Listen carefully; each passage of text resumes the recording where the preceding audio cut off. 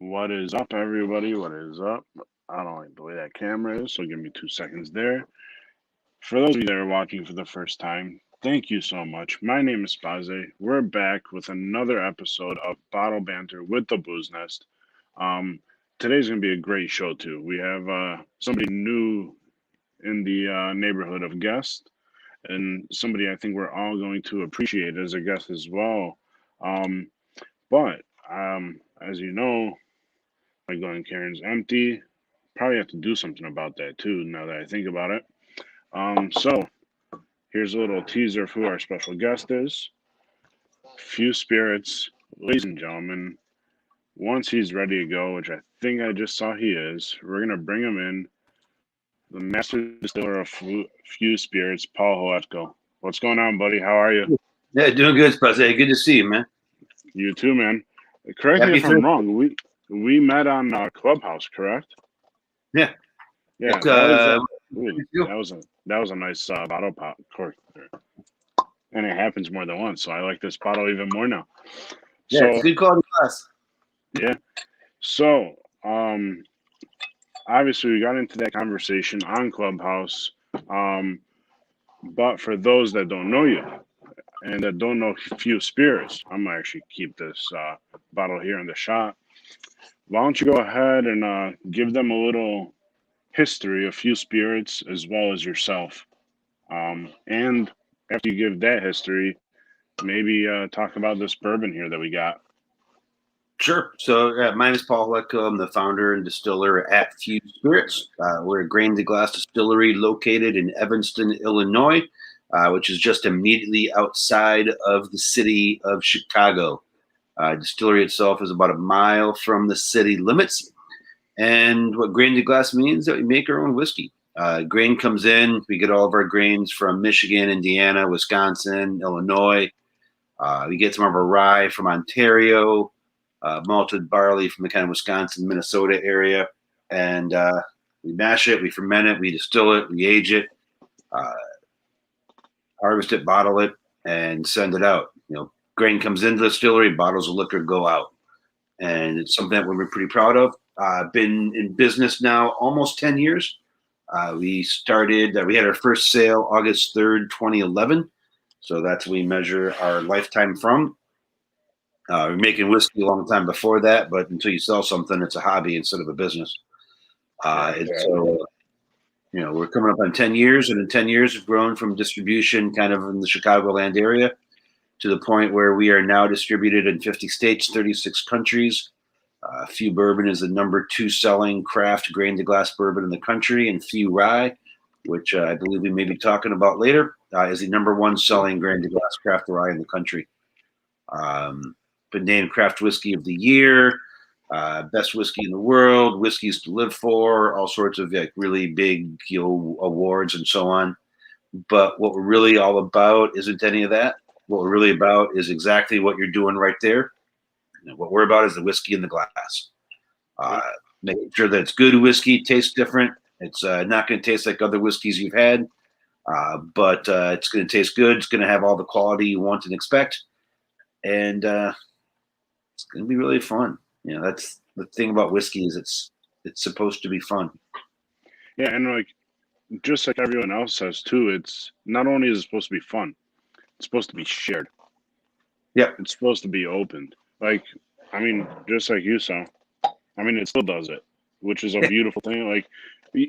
Some bottles, once you do that initial cork pop, it kind of dwindles away the more pops you do. Yeah. But again, it's fun. Does it make the whiskey better? Right. Yeah, it makes the whiskey better. But does it make the experience more fun? Yeah, it does. You kind of saw my little reaction. It's almost like a kid on Christmas type of thing. Ooh, yeah. It sounds fun, and it smells good. Or you shake that box and you hear that rattle when you were a kid. You're like, I know that's the Legos I wanted, or I know that's something I wanted, or that's that board game I asked for. It's a Millennium Falcon. No, it's a Millennium Falcon. Yeah, or please, for the love of God, let it be coins. I used to get excited just to get coins in a little box. So we know the backstory of Few. I know for a fact after tasting this for the first time live and cracking this bottle. This will definitely be a bottle that I will be cracking with a lot of people. Like this is definitely like you kind of said yourself. You're more of a craft distillery. It's not like a big name operation like a lot of other brands. Or correct me if I'm wrong. If I am. No, we for the world of craft spirits, we're relatively big. And what that means is that it takes me about 10 days to make what Jim Beam spills every day. So, Okay. being the largest craft distiller is kind of like being the largest shrimp. The ocean doesn't really care. Right.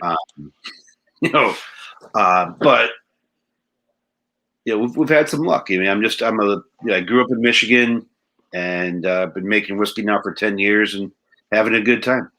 Whereabouts in Michigan did you grow up in? We're outside of Kalamazoo. Oh, nice. Okay. West Sider. Yeah, West Side. There you go. Way between Kalamazoo and Grand Rapids, about halfway between Kalamazoo and Battle Creek. Very nice. So now that everyone knows I'll share this with them, let's hear about the process of the bourbon or that you're allowed to say and the process of how like almost like obviously like your first batch you ever made was not the first batch you ever released because I'm sure there were things you wanted to tweak on it before you went public. So maybe tell us about the journey of the bourbon and what it entailed that you're allowed to say and what created the product that's in my hand right now. Well, so when we started coming up with it, we knew we were going to make bourbon, or I knew I was going to make bourbon. Before you make bourbon, you have to figure out your recipe. And before you figure out your recipe, you got to know what do you want it to taste like. You're never going to, it's like cooking. Like if you don't know what you want it to taste like, you're never going to make it. Yeah. And so basically I went out and I bought every bottle of bourbon I could find and came home, put them all on the dining room table and started taking notes. If you're looking for a pro tip, don't let your wife come home to find 50 open bottles of bourbon on the table. It doesn't go well. But we just kind of went through and I'm like, okay, what do I like about this one? What don't I like? What would I like to see a little different? What can I do that's going to stand out from this and stand out from that and stand out from this? And obviously in bourbon, that's a little bit challenging, right? Because you've got all these rules, 51% corn, new oak barrel, charred, under 160, under 125. You got all these rules. So it can be a little difficult to find these areas where you can find something that tastes a little bit different. So what we did is we ended up with a relatively traditional mash bill. I don't know of another distillery doing a 70 corn, 20 rye, 10 malt mash. I know it exists. It has to. I know there's a 7119, which is wild turkey. I forget. But it doesn't matter. Our mash bill on the bourbon is not really the source of our uniqueness.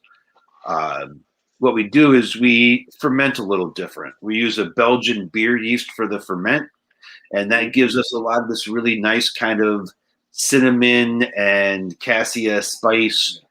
You get great sweetness from 70% corn. See, it still pops, doesn't it? Yeah. 20 corn, 20 rye, 10 malt. So you get good sweetness. 20 rye gives you enough spice to kind of be there, but not so much as to overwhelm. 10 malt, of course, gives you the opportunity to ferment and kind of rounds it out, softens it, gives you a little hint of malty character. But the yeast is what really makes it stand out. So we distill nice and low, so we preserve all those esters and congeners and all those great flavor compounds that the yeast produce. And we keep all those in there. We distill low, we distill nice and dirty. We cut our tails relatively late so that you can have some really nice, rich, complex flavors. We age it in Minnesota oak barrels, number 3 char. And at the end, I think you've got a whiskey that really stands out. Does it taste like other whiskeys? No. We don't want it to. I say the world's worst sales pitch is it tastes just like Four Roses, and it's only $20 more. Or depending on where you go in Michigan, maybe it's more than that. But that's a kind typical of sale. kind of like the conversation we had before we came online. There's the state minimum, but there might be a few stores where, like I said, it might be a few bucks more than state min. But so actually, speaking of that, what are we looking at state min for this bottle right here in front of me? I'm not actually sure, but I can tell you MSRP is 40, so I'll bet you state min's probably 40. Okay. You will see it as low. I've seen it as low as like 33, 34 in other states. But I haven't really seen it in Michigan. Well, frankly, I haven't been in Michigan for a year for probably obvious reasons. Yeah. But looking forward to getting back. Oh, absolutely. We're definitely looking forward to having you back too. That way, maybe you can come to the east side. We'll do a tasting together too at one of these, one of the restaurants. Support Actually, some local businesses. my last trip last year was in Michigan. We went to Kalamazoo, Grand Rapids, and Ann Arbor. Oh, nice. Okay. So, For work or pleasure at that point? for work. Nice. Yeah, so it was fun. I got to see friends in Kalamazoo. Went to Grand Rapids, had a great day there, and got to go visit some really fun places in Ann Arbor because I love Ann Arbor. Yeah. Yeah, we had a little bit of a state conversation there a little bit earlier. Yeah. We'll keep that to ourselves. If anyone wants to know, they can PM us. Yeah, but I'm a Wolverine. It's okay. Yeah. So we, I'm sure there's going to be people like those watching now, or even those that are going to watch the recast that are going to ask. And for those of you that didn't notice, I just brought in the rye into the frame. So I did cheat a bit on this one. I popped it once, but I sealed it perfectly because the sticker came off just how I wanted it to. Nice. And so I'm gonna make sure it still pops the same way. But when I did this nose, it is unreal for a $40, if that's what the price point is on this one. I mean, even at 50 or $30, like this is still a great price point. Like you're not getting, like your MSRPs are not horrible either. Like it's your everyday bourbon and rye pricing, in my opinion. Yeah, I mean, good whiskey costs, and I think are we the cheapest whiskey out there? I can guarantee you we're not the cheapest whiskey out there. But that's okay. We're a very fair price. If anything, we're underpriced, I think. I know what goes into it, so I think it's relatively underpriced, but it's a good value that you get great whiskey, handmade, handcrafted. This was not sourced in southern Indiana. This wasn't sourced from Kentucky. We made it with our bare hands, and that it does in fact cost more. But we price it fairly to buy it. Yeah. So for those that might be curious, especially for those that frequent Chicago a lot, is there an option for tours if they were to message or call the distillery? Historically, yes. We've shut them down for the year, but for obvious reasons. Again, hopefully obvious reasons. But I did just post a job posting for tour guides and front of house managers. So we're hoping to have our tours back. I'm hoping right around June 1st, 2021. Okay. We'll see if that works. Our space is really small. So there really is no social distancing possible. It doesn't work. So long as social distancing is kind of a part of the rules or whatever the strictures, I don't know what the rules are, whatever it is, if you have to be socially distant, I really can't run tours. There's just not enough room.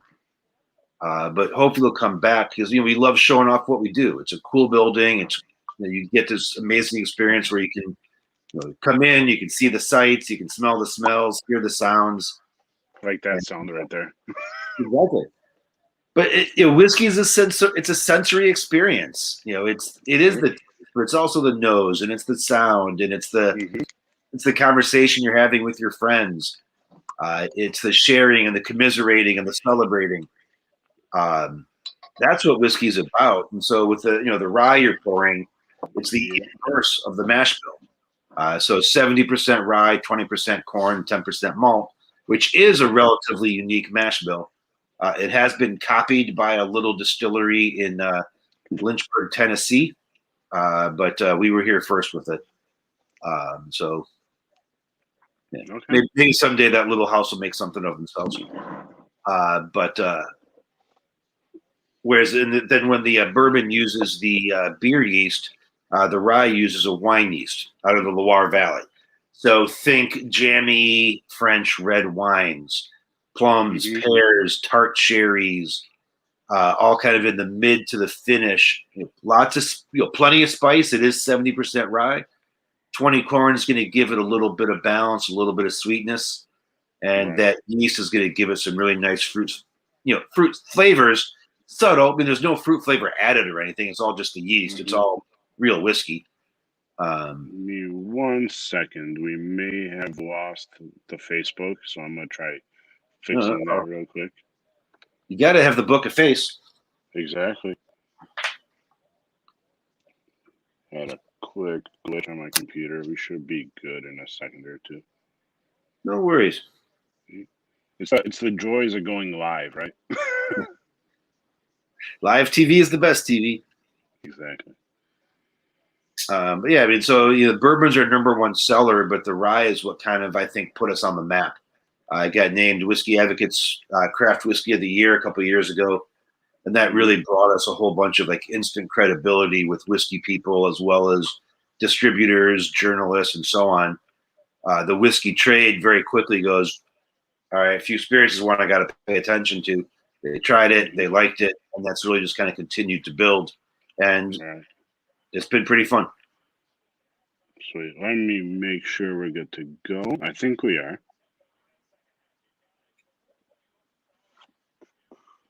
There we go.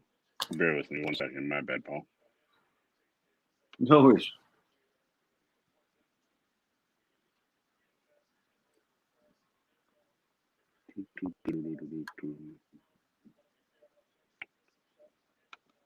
And we're back.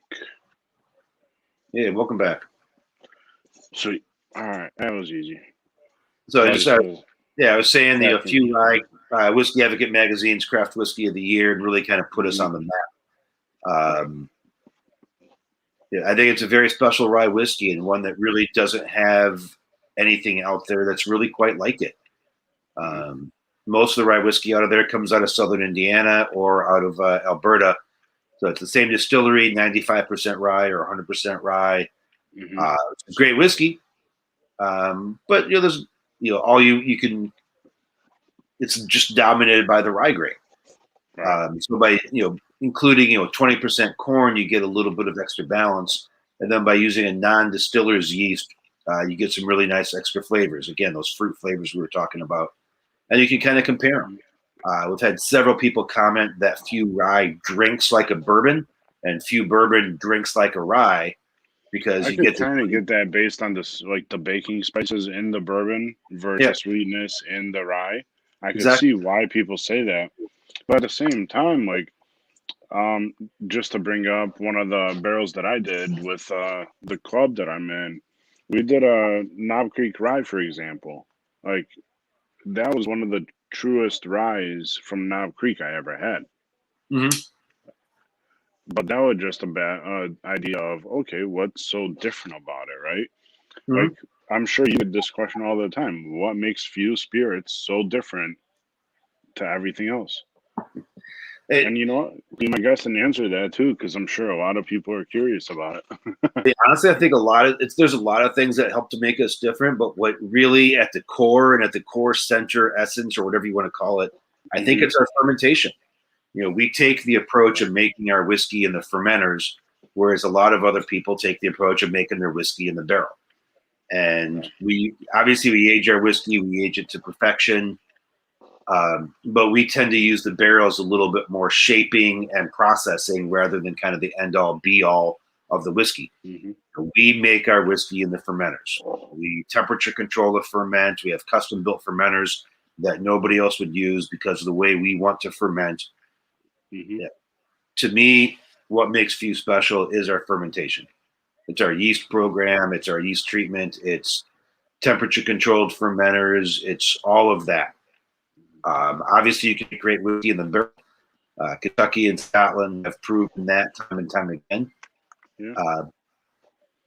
But there's an awful lot of ways you can make great whiskey, and we use a different one. So I have to ask because I just noticed it again on your name tag. Are there initials behind few, or was that just an idea that popped into head?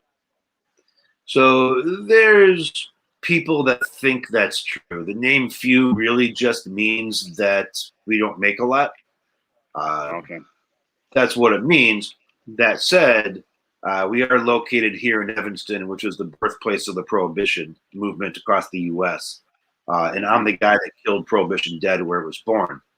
But the woman that really spearheaded the movement and got Prohibition on the path to where it ended up being, the rule, her name was Frances Elizabeth Willard.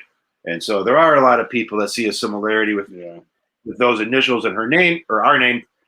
But it is, of course, like I said, a sheer and total coincidence. Yeah, because I'll be honest, because I wasn't planning on asking it, but then when I looked at the back and when I looked at the front, those little periods kind of triggered the Francis idea in my head. I'm like, oh, if that's the case, that's a badass reason to do that. But being a craft distillery, the idea that there's only a few available was also the route I went when thinking about it. Yeah. You could also call it First Evanston Whiskey, Fine Evanston Whiskey, For Every Woman. There's all sorts of things you could say, but really, we don't make a lot. You don't need a whole lot of drinks to have a good time. You can come home at night, tell your boyfriend, girlfriend, husband, wife, baby, I didn't have too much to drink. I just had you don't need a whole lot of ingredients for a great cocktail. You just need and it's also handy because, it really is a word that you will use repeatedly during your day, during your normal life. Mm-hmm. And if I can get you to think of my brand every time you use the word few, that's not the worst thing. No, absolutely not. And the cool thing about it, I'm sorry, guys. Yeah, I mean, the cool thing about it too is, like you said, and you used a perfect example, especially when it comes to the bartending world, because I was a bartender first before a bourbon guy. Mm-hmm. And the biggest thing I ever taught, I don't want to say taught, but the biggest idea I ever put out to anybody was the best cocktail has a few ingredients. When you're tossing 5, 6, 7 liqueurs or 5, 6, 7 base spirits into a cocktail, with the exception being a Long Island, it's not going to be that great. It's going to be a run-of-the-mill cocktail. I mean, or it can be great, but right. Why? You've got 7 different ingredients, and it's cool and it's fun, but you don't need that. And at the same time, how slow are you going to become with those 7 ingredients you have to put in now? Or those 10 ingredients you have to put in? Like, unless you know what you're doing, you're serving maybe 3 drinks in a minute then. Because you're grabbing 7 bottles, you're doing this, you're doing that, you're taking the next order, you're giving them the check, you're doing it all over again. It's like work, sleep, repeat. But really, pour, cash out, repeat. It's just tough. You don't need a lot. You just need a couple ingredients, maybe a few. Good cocktail. I see what you did there. Spirit, sugar, bitters. Spirit, sugar, bitters. Spirit, sugar, bitters. Yeah. At that point, I mean, think of it. The best old fashioned I've had you'll agree with what I'm about to say. The best old fashioned I've had is the most simple. It's let everything shine. It's there for a reason. It doesn't get muddled. It's clear. You can taste the ingredients. You can taste the spirit. You can taste the bitter, and you can taste the sugar. Mm-hmm. But if you've got blueberry and strawberry and raspberry, and you've got orgeat in there, and there's a little bit of falernum, and you've got 3 different rums and a whiskey, and you're like, well, this tastes really good, but can I just get a Manhattan next time? Yeah, I mean, the way I see it too is, if I have a cocktail I really enjoy and I want to order again or I want to have again, sometimes I base what I order in a restaurant based on the availability of that spirit or liqueur outside of that restaurant. Mm. Like for example, like outside of spirits, because I'll be honest, we all know enough people in the spirit world that if we want something, we can find it. Yeah. But like for example, if I'm reading a cocktail menu and I see XYZ bitter that's only available in Europe, part of me doesn't want to buy it because if I love it, I'm gonna want to make it at home, Yeah. and then That's I'm gonna go find the XYZ bitter, and I'm gonna realize it's like $100 for 3 ounce bitters, and I can't find them unless I go to Europe. it's not worth going to Europe for a bottle of bitters. Right. Or if I get it shipped, and I add $20 doing that, then. Right. My thing is always it's a little inside baseball when I can go in and see the cocktail list is entirely dominated by one distributor. I know what time it is. You know, that distributor bought that list. That wasn't the bartender expressing their flavors. That was the distributor saying you're going to use this product and this product and this product and this product. Yeah, I could see that happen at some places because it And helps not everywhere. relationship. I mean, yeah, I mean, and it's never a bad thing either. Mm-hmm. Because I'll bet you any money that restaurant owner probably had somewhat of a say so in that cocktail. Maybe. You never know. Yeah. Is that Drew Estate you're getting ready to light up? Or, yeah, I can't light it up so my wife will get pissed. But nice. I noticed that label once you put it up. I think it's what, the number 9 or the 52. no, it's El Chapo. I think it is Drew though. Oh, okay, yeah, nice. I think it's Drew. It's not. It should be. I love Drew. JD's a good. Oh, absolutely. Your glasses reminded me of him. That's why I guessed Drew Estate first. It's those giant, like, oh, yeah. Dude. Yep. I can't pull those off. I can sort of pull these off. Right. So since we walked into the game of cigars, I'm gonna put you on the spot. Your bourbon, your rye. Mm-hmm. What cigar are you pairing them with? So bourbon, I'm gonna go, and I'm not just being a JD fanboy here, but I'm gonna go the Undercrown, the Sun Grown. Mm-hmm. I think that's probably one of my favorite cigars I've ever had. Habano or Maduro? It's a Maduro. I think. Okay, yeah. Yep, I know which one. That's a Prima. There you go. Yep. There you. Yep. Yeah, they send me boxes because I send them bottles. They send me boxes. There you go. Have you tried his rye, by the way? Oh, the from the spirits. Yeah. Yeah, I liked his rum a lot, and I liked the Brixton Mash a lot. I thought the Brixton Mash was super cool. Oh yeah, it's a great concept on both sides too. I think they closed that down though. I don't think they're doing it anymore. I don't think so either. I'm not sure. I could be wrong. If I'm wrong, I'm sorry, JD. Yeah. So am I. I hope they're doing well with it. It's a great product, and the labeling is so good. Yeah. So that was your bourbon smoke, right? Yeah, as the bourbon. On the rye, I'll go a couple different ways, but frankly, I might have to say Cohiba. Okay. I travel to Europe frequently, so I've got access to some. I've got access to cigars that are a little bit more difficult to find around these parts. Right. Either Cohiba or Romeo and Julieta. Those are both some of my favorite Cubans. Very nice.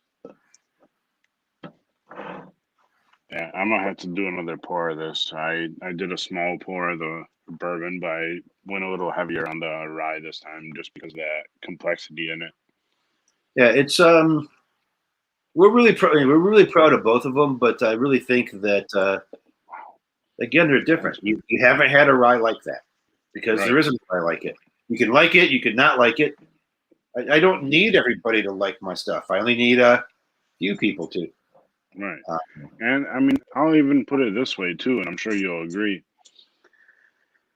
People are gonna drink and smoke, since we're talking cigars too now, they're gonna drink and smoke whatever their heart desires.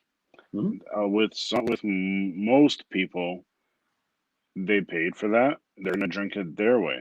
There's also some people that just bought it and they're gonna drink it because they see that's exactly how everyone else is drinking, so they feel like they have to. Yep. My personal opinion, you pay for it, you drink it how you want it, and I'm not gonna say anything to you. Absolutely. Yeah, It's you mostly one you of my want to favorite games. yeah you want to I think, spend $1,000 and put a big ass rock in it? Be my guest, because guess what? You're the one that spent that money. yeah, you want to I'm Orton yeah Coke. I don't yeah, care. or put some Coke in it, or buy Pappy Or 23 Hydro, and I don't care. Red do Bull. pap do Pappy 23 and put some Diet Coke in it or regular Coke. I don't. Do what your heart desires. And I know there's gonna be people that are gonna DM me after this and be like, "Really, you're gonna tell people to say that?" I'm like, "Yeah, because they paid for that bottle. Will I maybe think something in my head? Sure, but I am not one to judge and say you should not put Coke in a God knows how much you spend on that bottle. But at the same time, what if they found that bottle at State Mint? Like, Or it doesn't like even matter. Like if that's how yeah, you like it. I mean, what I or if usually you want say to is spend or if you want to have a spend couple different $5 on ways. that bottle, do whatever the hell you want when you pour it. Yeah, the Tiger Woods is famous for drinking Dom and Red Bull. Oh, okay. So Tiger Woods likes Dom and Red Bull. You know what Tiger Woods should drink? Dom Diamond and Red Red Bull. Bull. Am I going to drink Dom and Red Bull? No, I don't like Red Bull. Yeah, So what? It doesn't yeah, like just like is it better? No. What I usually say if you're wondering how to drink various products, try it a couple different ways. See what you yeah. like. I do think that there are different whiskeys that are better neat and different whiskeys that are Oh, better yes. on the rocks, and some are better in this cocktail and some are better in Yeah. that cocktail. Or like me, for example, I'll admit it. If it's anything over 110 proof, I'll try it neat. Too But hot. if it's too hot, I'll do the eye drop thing. Hmm? But I will also admit there's a lot of 120, 130, 140 proof bottles that I have in my collection that I can drink neat. But I'm also not gonna slam it. Like Drink. if this was 140 proof, this would not be my fourth half ounce or whatever you want to call how much I No. poured. This would I would have easily poured maybe a quarter ounce to a half ounce of each, And and that's honestly, called it a over day. to my mind, anything really over 100 proof, you really should add at least a drop of water. Because what's going to end up happening is when you put that water in, the chemistry is going to fundamentally change, and it's going to release a lot of flavor that you Hmm. might otherwise miss. So, Yeah, and like scientifically, the water improves whiskey. yeah, and the other trick I don't want to say I teach people it because it was taught to me too. I'm not gonna admit I knew it. Two of them. One, when you're nosing a glass, nose it with your mouth open a little bit. Yep. Verse a regular mouth closed whole 9 yards. I think that might have been your alarm. I don't think it was mine. Yeah, it was a text I got. Oh, there you go. And then the second thing um, that I teach people is if you want to taste a little bit more of that, like before the finish, do a Kentucky chew. Like chew it as if you're eating a piece of pizza or chicken. Mhm. Not a full blown chomp, but chew it like as if you're about to finish chewing your food and swallowing it. Yeah, And everyone's like, squirrels. dude, those are like two totally different ideas that I never thought of on my own. How do you even know this? I'm like, one, somebody on Instagram taught me, or no, I'm sorry. One, somebody on at a cigar bar taught me. Two, I kind of noticed people doing it, and I tried it, and I realized it works. Mm-hmm. Like it's kind of like retrohaling a cigar Yeah, I've versus never smoke. figured that one out, but yeah. Yeah, like if it's a new cigar, I'll retrohale every quarter. It's a pain in the ass if it's a full body cigar, but Yeah. I'll bite the bullet 4 times on that smoke. Like I have a BBMF Purple Rain. There's no way I'm retrohaling that more than twice because it's Sure. gonna put me on my ass if I do, or it But might not. You never know. yeah, drink your whiskey how you like it, Yeah, but don't be afraid to try a couple different ways.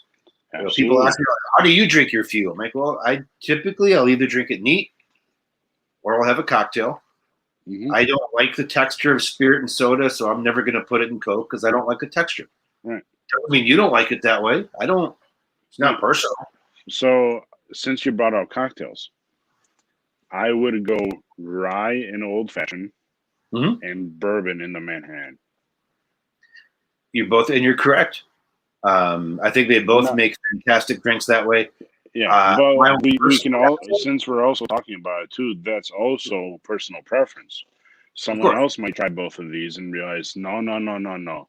I wanted the other way around. Yep, and they're Because right. correct me if I'm wrong. Yeah, these are both 93 proof. Yep, And are these the only two available in Michigan? I believe so. I think we may have one or two others, but Michigan's a little challenging. Yeah. But my go-to cocktail, frankly, on both of those is the Boulevardier. Oh, That's Are okay. you gonna like it? Frankly, the odds are no, you're not gonna like it because we're two different people, and the odds of us liking the same thing are somewhat slim. Right. And It's okay. there also may be a chance that we do. Yeah. And if that's the case, if you ever need to pass a master distillery license to somebody, you know who to call. Yeah. I'm It's just okay. messing around. Drink what you like. So speaking of that, actually, I think we've been on for about 35 minutes. I don't want to keep you too long, but so I have two questions to close it out. Yep. My first question is, do you see few spirits ever doing private barrels the more that you get into stores? Or do you think We that's do way private down the line? routinely. Say again? We do private barrels routinely. I think we just launched. Okay. We've launched a couple in Michigan, although I forget where they went. And we'll do more this year theoretically. So if there is a chance, I'll definitely send you another PM so we can talk about it because I Yeah. have a few avenues in which I can probably do that with you. Yep. No, we do barrels all Um, the time. Beautiful. So my second question, and I guess the last question for the night because it's a little out there. It's not about spirits, but Go blue. if yes, I think they're playing. I forgot who won the game just now. I told you before. Looked this way a few times. Oh, it's Thursday. I was thinking it was Wednesday and they were going to play tomorrow. No, it's Thursday. Awesome. Yeah, no, they're playing Saturday. Nice. But so either one of these or anything related to few spirits, because I heard your Immortal Rye is delicious. I'm gonna have to find the way to find some. I'm actually going to Indiana this weekend, so I might have to check out a few stores. Yep, I might have to check out a few stores. Are you guys in the everything is? No, if you think Michigan's hard, Indiana's even harder. Really? Yeah. Okay. So I'll probably luck. I probably won't get lucky, so it's okay. I'll find my way.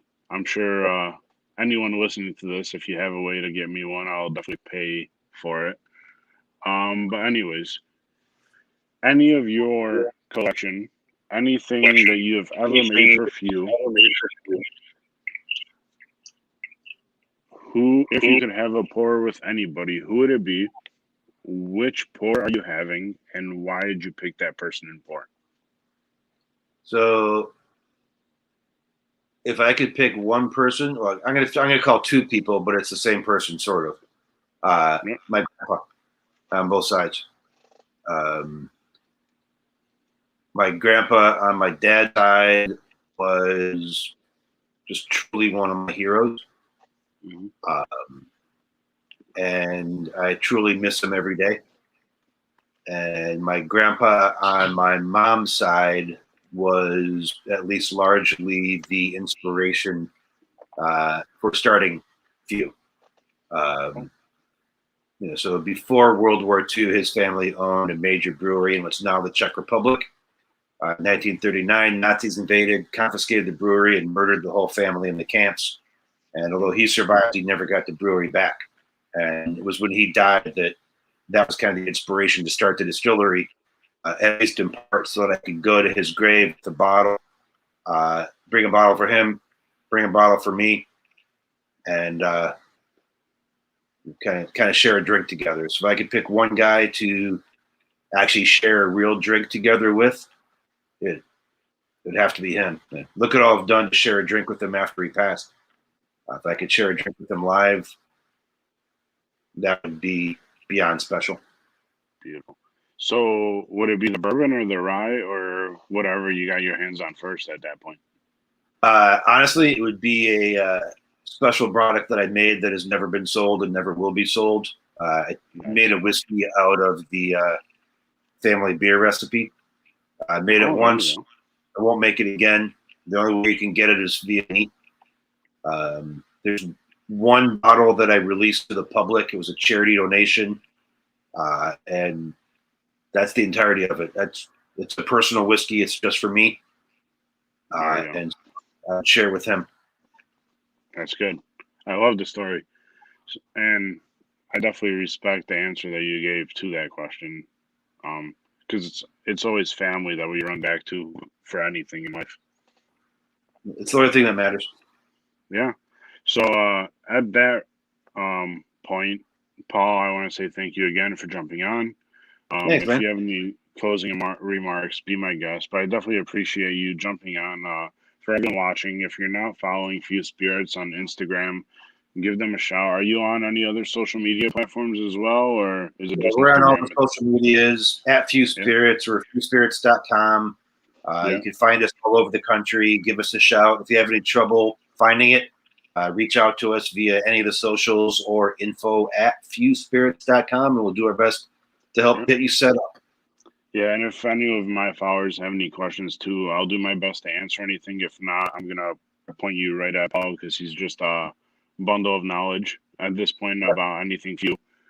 Like he said, if you ever see it, I highly suggest it. Grab the bourbon, grab the rye. Hopefully one day we get a little bit more of it, but like you said, it's always tough in a state like ours. We're getting there. So I definitely want to thank you for your time. I appreciate everything you've done, not just for Few, but and at the same time too, we don't want to forget. If you are on Clubhouse, follow me, follow Paul. I am the _booze_nest. Paul, I think they can find you by your name, correct? Yeah, just search Hletko, you'll find me. And if you don't have, if you're not on Clubhouse yet and you want to be, I've got more invites that I know what to do with. So yeah, I also have the same. So if you're not on Clubhouse and you want in, send me a DM. If I run out, I'll DM Paul. We'll figure something out. We got you. But again, thank you, sir. I appreciate you jumping on. We will definitely be in touch. If I have time this weekend, maybe I'll hit you up. I'll come to Evanston and we'll grab a quick drink at a local bar. Sounds awesome, man. We'll see you soon. Thank you, buddy. Appreciate it. Cheers, everybody. Thank you all for watching.